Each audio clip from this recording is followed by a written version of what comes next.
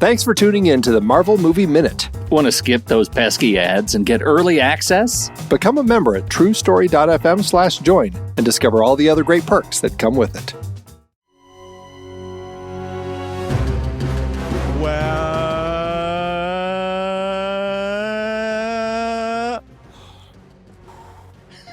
Welcome back to the Marvel Movie Minute, a daily podcast in which we assemble to explore the films of the Marvel Cinematic Universe 5 minutes at a time.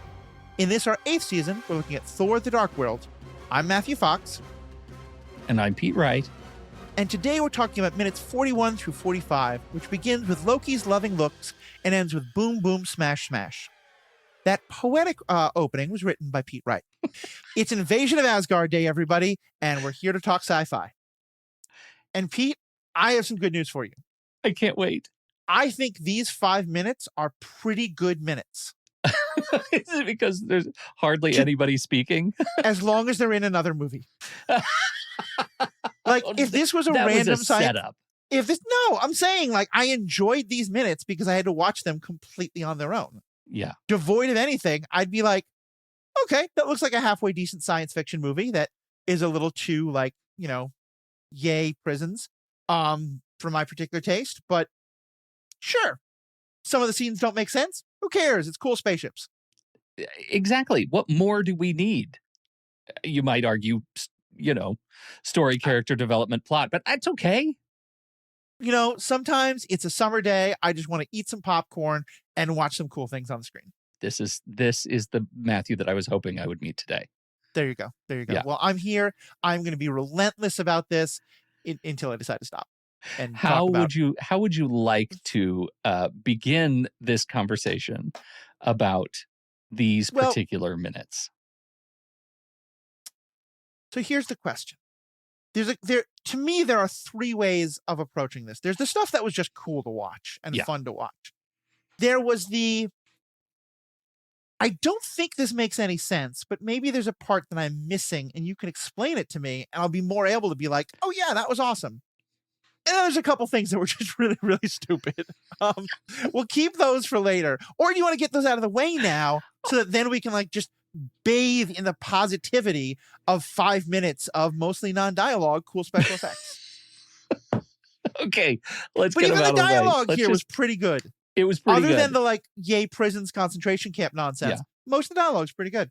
There's hardly any dialogue in it. Look, I will tell you one of my favorite Thor moves is in these minutes when he leaps over the balcony and Mjolnir kind of meets him in the air. That's a very exciting jump. That little bit of springboard jump action I find really exciting. I like it. It might be the only practical thing going on in this sequence. There's a moment when Heimdall starts running after the pseudo-invisible ship. Yes. And when I think about it, there's all sorts of problems in that moment. Well, there's your mistake. But in that moment, I'm just watching him run and I'm watching him leap at the ship and I'm trying hard not to think about the fact that the ship could just turn 5 degrees at any moment in time and he dies a terrible death. But that pilot was going to keep a straight line no matter how much Heimdall was running at him. And it was a pretty damn cool effect. Watching the knife go in and then all of a sudden the invisibility cloak goes down. And I was like, okay, cool. Heimdall has let everybody know. Nope. Heimdall's just destroying this all on his own. That was badass. Yes. It looks great. He's running in that armor. Idris Elba he's a guy who can run, especially run up a hill. He looks like a real powerhouse, and it is a fun effect. It's a fun effect and a good bit of acrobatics. I like the burning effect as the ship comes down. This is, of course, the beginning of the actual invasion of Asgard. Both the internal moles have been brought in, and the ships now, the hero ships, are making their move against Asgard. And unfortunately, for poor Heimdall, taking down but one ship is not enough. Right. Why they all decided that, well, if he could stab one of us, none of us should try to use that cloaking technology and just come in where everyone can see us. Who knows? Well, he's out of knives now. Well, it's clearly. Yeah. I also, here's the more critical part. We'll just space in the critical parts along with the good stuff. Okay. for the most part, I think that the strategy that was put out in my city of New York and across the country of see something, say something is a way to get like government bootlicking snitches. Like, I don't like that general idea. I get that sometimes, yeah, it's important if you see something that's going to hurt other people, say something. But like, you see someone steal a loaf of bread. No, you didn't. But Heimdall, I think his job is see something, say something. That's right. He's a guard. He's the entry. So when he's running soldier. after that one ship, I'm like, Heimdall, it isn't your job to like maybe let people know what's happening. Right. But okay, maybe he thought it was just that one. He stops it. He realizes there's more. Yeah. Now he turns on the shield, which maybe he should have done earlier. Yeah. And then there's some stuff about the logistics of the shield that I'm unsure of, but we're just going to put that aside and stay with more positives. Okay. But I think we're at the rising of the shield because I'm curious if you and I have the same challenges with the logistics of the shield. Well, can I go back and say another thing that I thought was really cool? Oh, I'll always open the door for that. Yeah. So, especially because it was a moment where I was like, I like this. Odin and Frigga have this little back and forth about like, is he always safe so she should stop worrying, or is it her worrying that keeps him safe? And I was kind of thinking like, oh, okay, so her and Natalie Portman have to go off and just be the damsels who are being protected. This is kind of stupid, especially because in actual mythology, Frigga was super badass. Mm-hmm. And then Frigga is super badass. She's super badass. At first I was like, stealing the sword from a soldier, and then the soldier's going to be on the battlefield and realize he doesn't have a sword. That kind of sucks. But I realized, no, she just stopped the soldier, took the sword out of his hand. Yeah. So this wasn't like the soldier's being surprised. I don't know why that soldier is still marching as though he has a weapon. Right. But yeah, I like that moment and her being like, Jane, don't worry, I got you. I thought having Lady Sif be like, well, my planet's being invaded, but I'm going to throw a jealous look at the girl that the guy I like is crushing on. Kind of pretty sexist and pretty bad thing to do to her character, but fine. That's what they're doing in this. Overall, I like that scene. Yes. I also like, to the point that Frigga is a badass, that they have done a suitable job of presenting her as this maternal, flower of wisdom. And that up until that last moment, you think, she needs to be protected. She does not need to be protected. And that was I think that was a nice bit of gender rug pull that they get to actually show what Frigga was like and do it in a way that's surprising and delightful. So I thought it was great. The fight, as we move into the prisons, the fight has some great stunts and moves. I'm sorry, I'm going to stay on this scene with Frigga and Thor and all them for just one more moment. Oh, sure. Because it has what may be to this point my favorite, like, 3 lines of dialogue, because it's 3 distinct lines said by one character, then another, then back to the first character. Yes. Of dialogue. Prison. Loki. Go! Yes. I just, the rat-a-tat-tatness of it was well done. It was funny. It was effective. It was clear they're not trying to say much. And yes, 3 lines that are literally 3 words. I'm here for it. And it shows that we're all, audience and characters alike, we're all on the same page. We know where the disruption is coming from. It's Loki. Someone should probably go. All right, so let's talk about the prison fight scene. There's a lot of good fighting in here. There's a lot of good punch, smash, flips, falls, things like that. This was a good, probably 4 or 5 days of shooting for a stunt team in full crazy makeup. Like this is a solid week's work, and it looks good. I have a question. Yeah. Back in medieval times, when people, or Roman times or whatever, when people used swords, okay, my understanding is that they weren't thinking to themselves, should I carry a sword while defending myself in this dungeon, or should I carry a laser gun? You know what? I'm going to carry a sword. I think, in fact, that the historical record will show that they carried a sword because they did not have access to a laser gun or even a machine gun. So in a world where people do have access to laser guns or machine guns, we're going to get to that in a second, why would you have a sword or an axe? Like, when you could just have a gun and therefore not be 2 feet away from the person trying to kill you while you try to harm them so that they stop trying to kill you. That is a problematic question. And I almost wish, and I'll say this on behalf of the filmmakers, I wish you hadn't noticed. I mean, and especially because we've already seen, like, we had a practice scene 10 minutes ago or so, right? Where they were all practicing with their swords that were effectively lightsabers. Right. We don't have a lot of evidence that there are lightsabers present.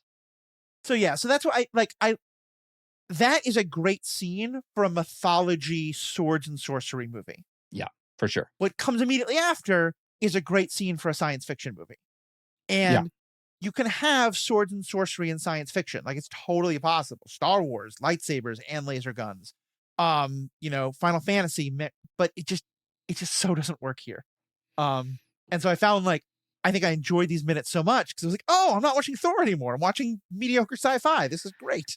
Yeah, it really is interesting too. Like, the aerial combat is really fun, but it exists in such conflict with the melee fights down on the ground in the prison because they have energy powered ballistics in the sky, and we know that those energy sources exist in smaller handheld weapons, and we don't get any of that here. We don't see it.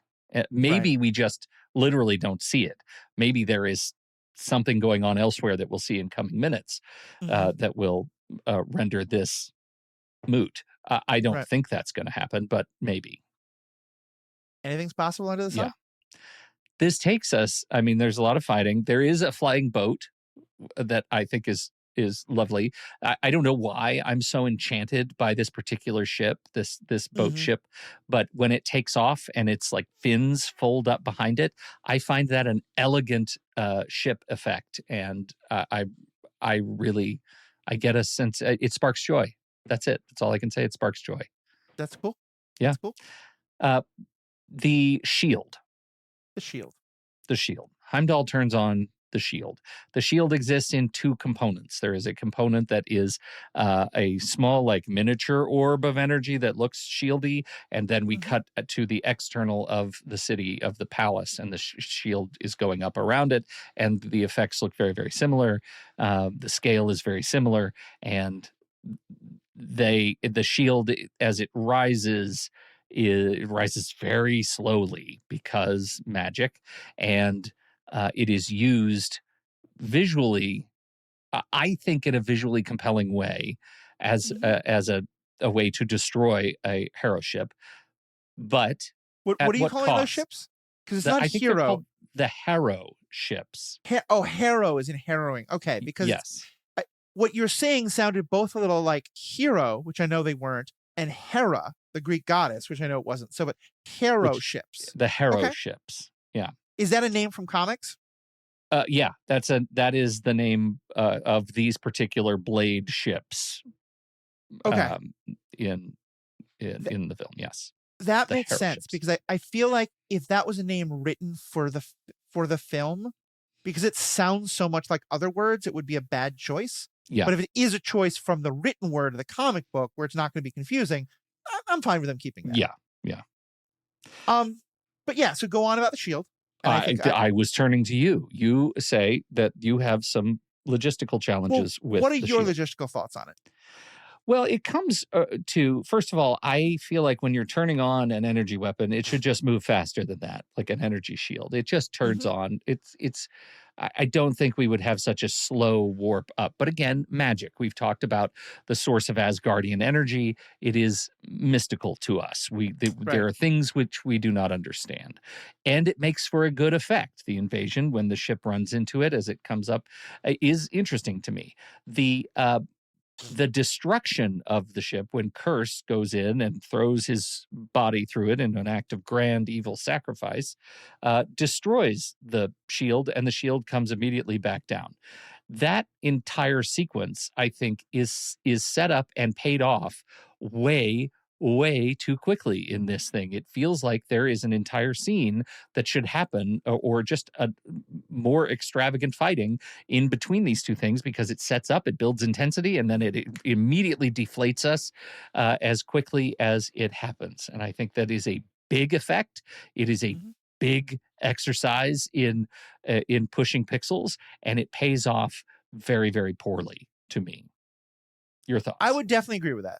Okay. I will start by praising it some. I think you're right that I think it's kind of a bit of a sci-fi trope, but one I really like, of the energy shield is coming up and you're trying to race through before it happens, and you'll crash if it doesn't. And what's the name of the thing where you think you remember something from a movie or TV show, but it didn't actually happen that way?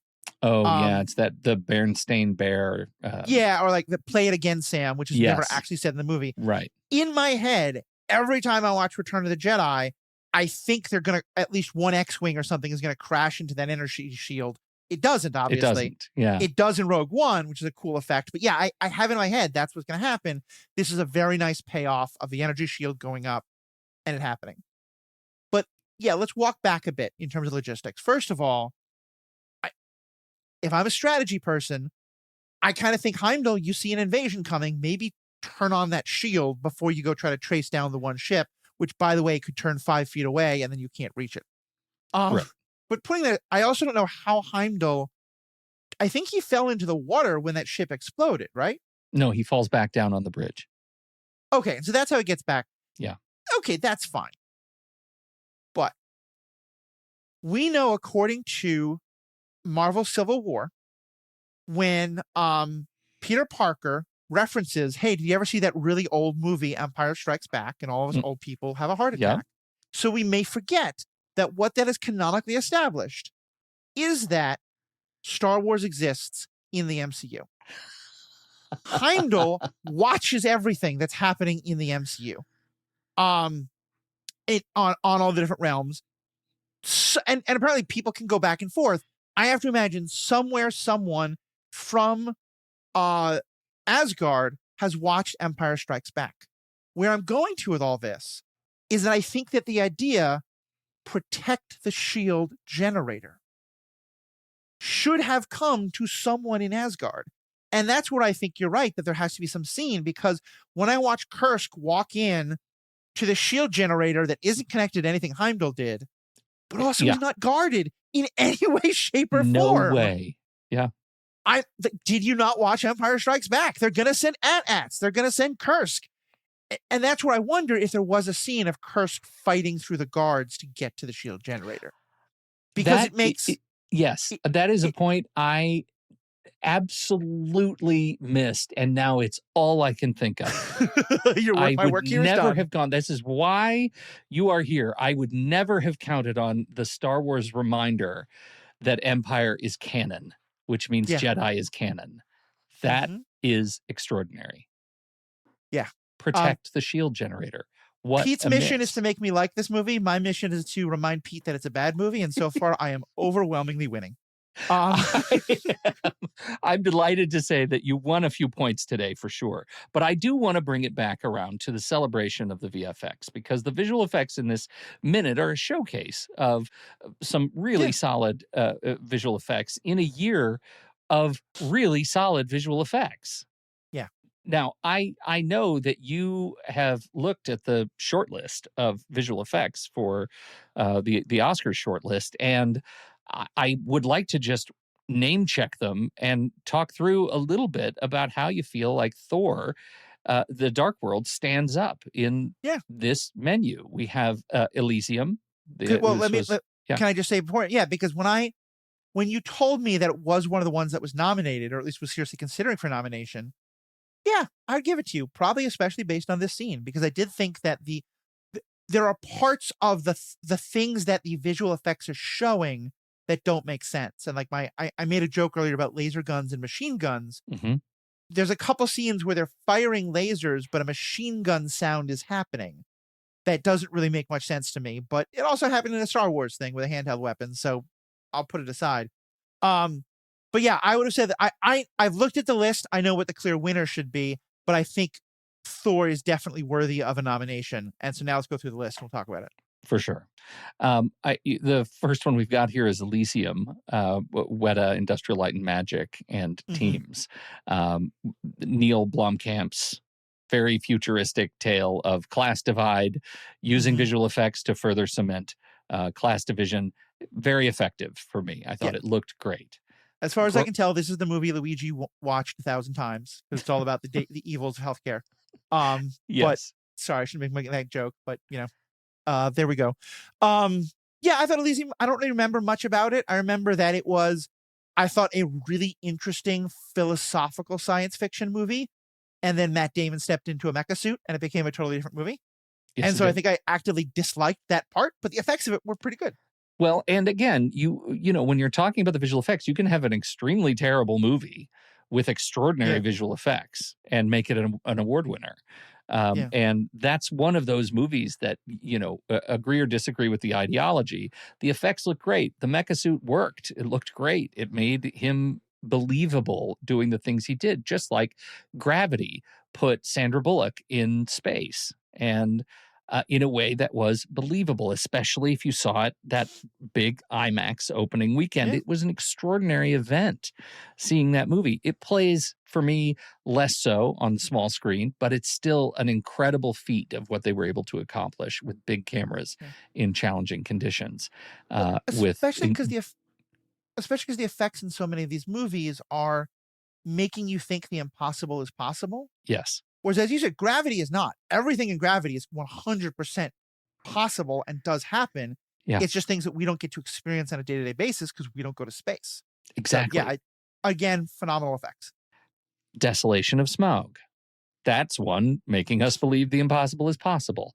And yet the effects, the weather effects, the dragon effects, the particle effects, like all of these things that went into that movie were extraordinary. Again, Weta Digital and Weta Workshop. Did it convince me of the impossible that a short story should be put into a 3-movie trilogy? No. Did it convince me that Smaug the dragon was real? Yes. Yes. Award for the VFX, public flogging for the writers. Go on. Our next is actually our immediate predecessor, Iron Man 3. Contributing VFX houses again, Weta Digital, Digital Domain, Scanline, Trickster, the usual suspects. They made a lot of Iron Man suits, and those suits are challenging to get right. They've had several movies to get them right over the course of the years prior. These things look really, really good. The scene that is called out in this movie is the skydiving sequence known as the Barrel of Monkeys scene in this movie, where Iron Man saves passengers ejected without parachutes from Air Force One, and it ends up looking really cool the way he catches them. They grip each other and drops them into the sea, and then of course the extremis effect, where the actual our antagonists blow themselves up. Right. I thought it was fine. To me, this was it's not doing much different. It's sort of taking the things we have and making them 120%. But yeah, there's nothing bad about the effects in the movie. Yeah. Believable for me. Yeah. The Lone Ranger. Maybe the less we say about this, the better. Somewhere it's on the list. Don't do this to Native American characters. That's just all I'm going to say about that movie. How about, I did not watch it. How about not? Even though the landscape is convincing, the Old West is convincing, it's maybe it was better than Wild Wild West. I don't know. Oblivion was on the list. Digital Domain, Pixamundo, Third Floor, Gentle Giant. This was, I really liked Oblivion. I mean, I thought this was a slick looking movie. It was the sort of the iMac of science fiction movies. It was just really slick, really well put together, lovely. Tom Cruise did a solid job in this bit of sci-fi, and was it believable? Was its own version of Cloud City believable? It worked for me. One day I'll watch it. Pacific Rim, same thing. Now we have mechs. I wanted Pacific Rim to work. For me, Pacific Rim absolutely worked on the visual effects front. Biggest screen you can find. That movie, it was a trope parade, and I still had a great time. I think it does. I think, if I remember correctly, it did not win, but it would be my standout winner. The making of mechas on screen, like an anime trope, as well as a trope in some other things, but really making the anime trope of a mecha on screen to fight. It's Rock'em Sock'em Robots meets Jurassic Park, and Yes.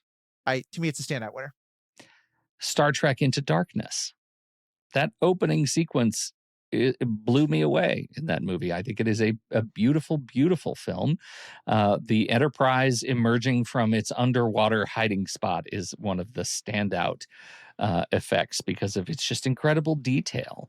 But, you know, that what it's known really for is that finale with starships crashing into cities and the flying garbage barge and careening through and over the city. It was a super impressive showcase of what ILM and teams could do.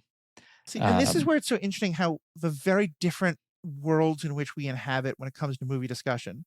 Because I hear this movie talked about all the time, and I never hear that as what it's known for. To me, what it's known for is the ridiculous lying to audiences about this not being a remake of Wrath of Khan. Yeah. And then the waste of Benedict Cumberbatch as an actor. So I think to me, those are so foremost in my head. But you're right. The Enterprise rising out of the water was just breathtaking. I mean, that was incredibly seen, very well done. It's not the special effects people's fault that the whole rest of the movie was so bad. But absolutely. It was very good. And we've already acknowledged Thor: The Dark World is in the running here, but last on the list, alphabetically, if not practically, is World War Z, Brad Pitt, and a zombie movie presented in a way that, once again, moves the look and feel of the zombie subgenre forward in an interesting and compelling way. World War Z, based on the book by Max Brooks, moves things forward. I'm going to push back there a little bit because I don't think the writing is Oscar quality. I think if it was being submitted for writing, it should be original screenplay because it has the same title as World War Z and also involves zombies. Not. But in other words, not based on it at all. Nope, not at all. The special effects I thought were fine. Like, I don't remember anything great or bad about them. It's particle stuff. What we're talking about now is programming teeny tiny like digital avatars of zombies and putting a bazillion of them on screen at the same time and making them look like a menacing fluid. That's really what they moved forward. So again, getting rid of the fact that the movie might have been a hit or miss, that effect changed the way we look at disease-ridden hordes. And that is impressive, incredibly impressive work. And this I think is a great discussion, and we've talked about how one thing we're doing in this podcast is I'm learning more about movie technique stuff because I don't know anything next to what Pete talks about. And I think it's a really interesting question of how do you decide something like special effects? Because is it based on, my reaction is based on what makes me sit up in my seat and go, oh my God, what did I just watch? Mm-hmm. Pacific Rim does that. Into Darkness does that. The first Gravity makes me do that.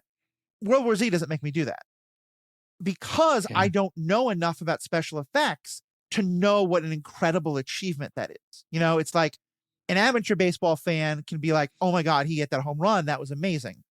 A knowledgeable baseball fan might go, oh my God, on an 0-2 pitch with the infield shifted over this way, he hit a ball right through the hole, pulling it so that the runner on second could score because it went the other way.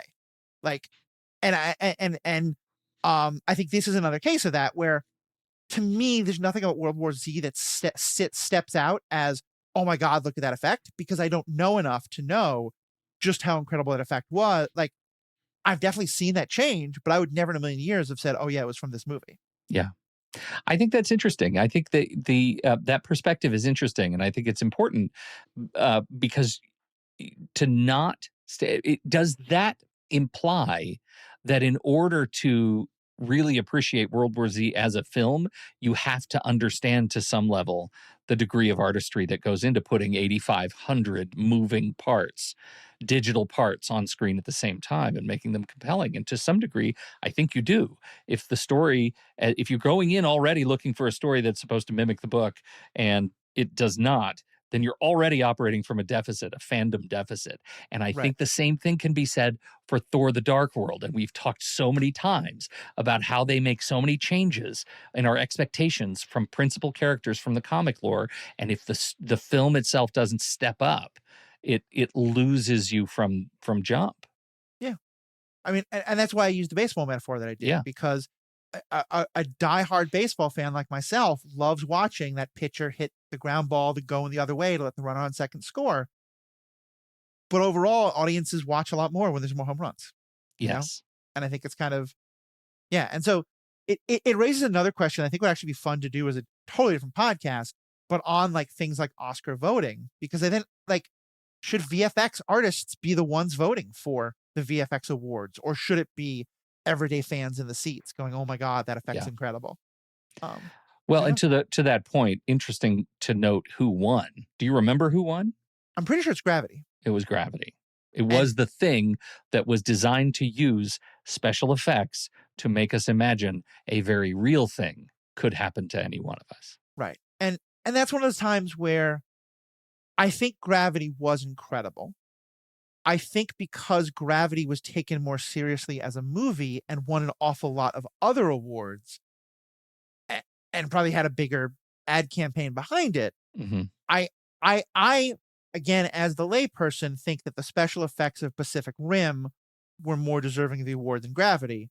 Not that I think Gravity like stole it. I think Gravity's a deserving winner another year.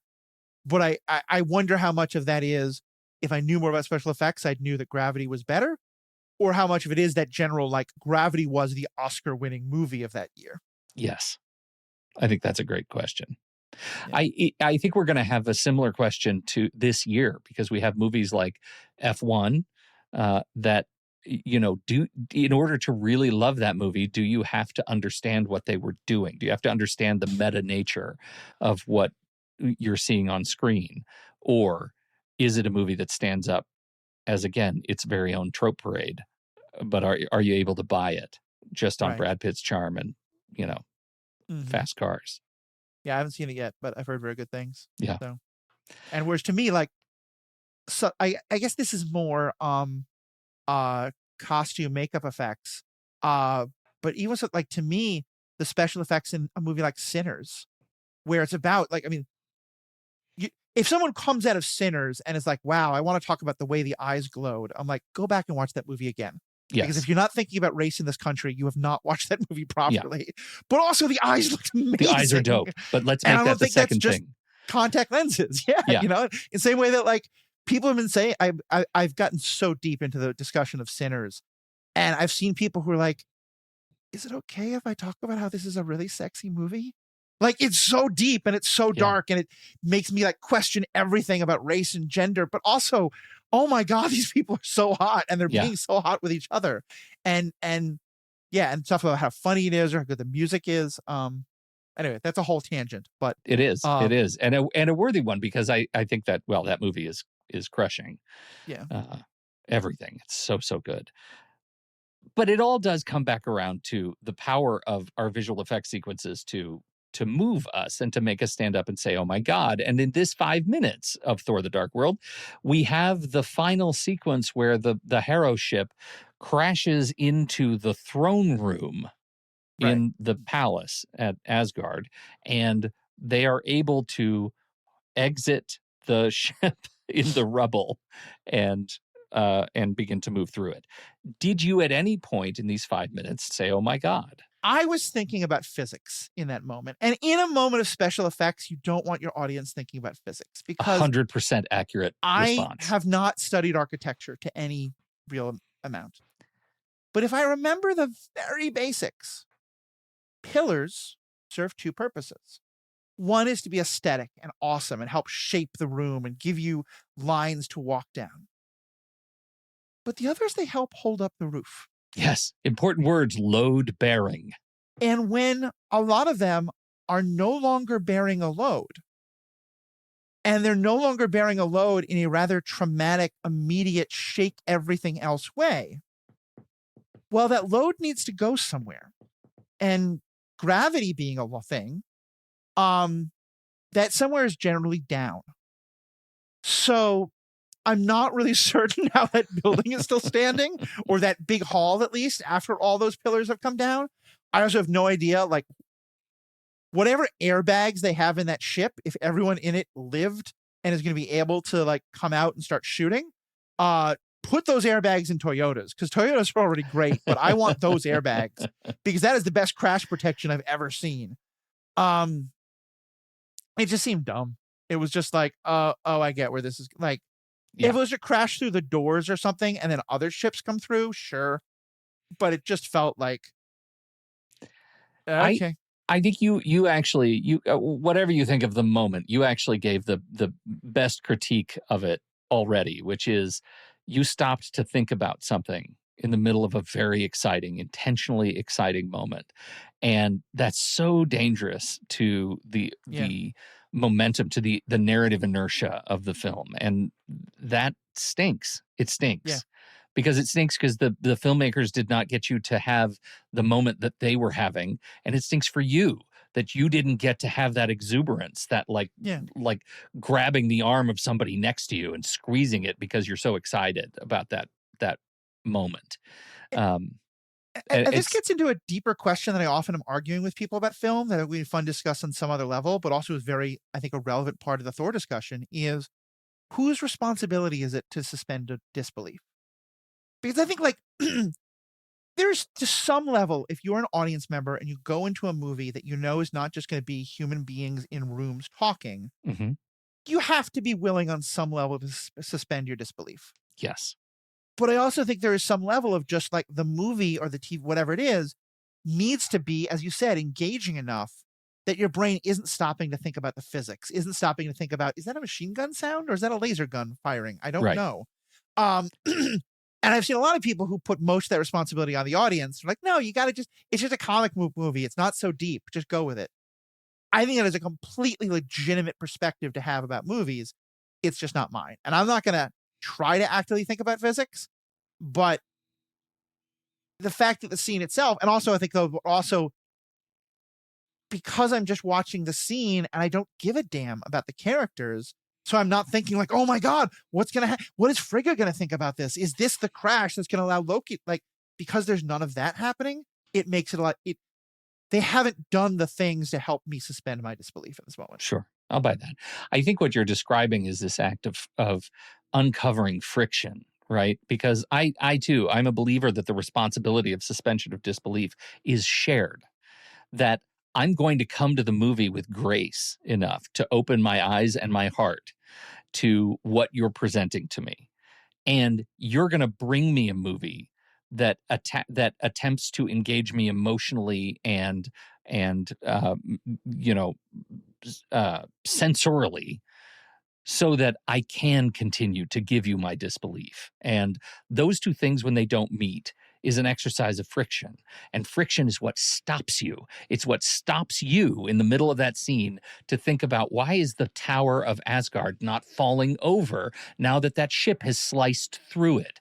They did not do all of their part visually to allow you to move frictionlessly over the subject and just enjoy it.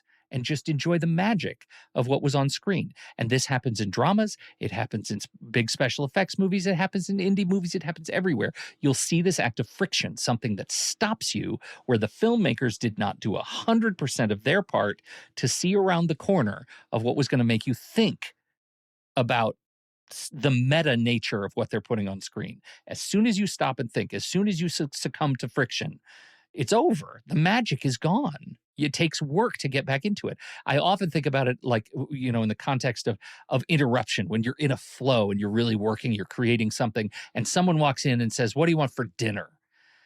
You might have an answer right off the dome about what you want for dinner, but it'll take you 20 minutes to find the flow again, right? To find the zone. That's what we're talking about. You get distracted enough from the nature of the movie by thinking about the meta nature of the movie. It takes you a while to figure out how to get back in. And movies, people complain that they're long. They're not long enough to be distracted too many times before it's a bad movie. So I think that's a fantastic point. And in my head, the friction is such a perfect metaphor, because what I'm thinking of is like going down a water slide or something, where it works if the water is enough that is carrying you past any like rough spots in the slide itself or something like that. But if there is a rough spot or there's just like not enough water, then yeah, the friction's going to slow you down. It has nothing to do with the fact that I'm now larger and larger and larger, and so there isn't enough water for me. Not at all. It's all about the friction of the water slide. It's all about friction. And I would just expand that as to say, I think that's a great way to think of it. And suspension of disbelief is 100% not just for special effects. Because if you have shown me a character who is fairly like laid back and chill and takes things with grains of salt, and then all of a sudden, because it helps the plot for them to get randomly jealous, they get randomly jealous in order to advance the plot, I can't suspend my disbelief. Like, you have told me that this is what yes, people can be very chill and then have really bad moments. I'm not saying that, but like, I'm just coming up with an example off the top of my head. But it's the same way where like when a character acts very out of character of what they've told us about this character, it makes it harder for me to suspend my disbelief because I'm not in that moment going, yes, Frigga said that, and then Loki said that. I'm like, Loki wouldn't say that. I don't believe Loki would say that. Yeah. And so, yeah, it's a point of friction just as much as when special effects don't line up. Yes, 100%.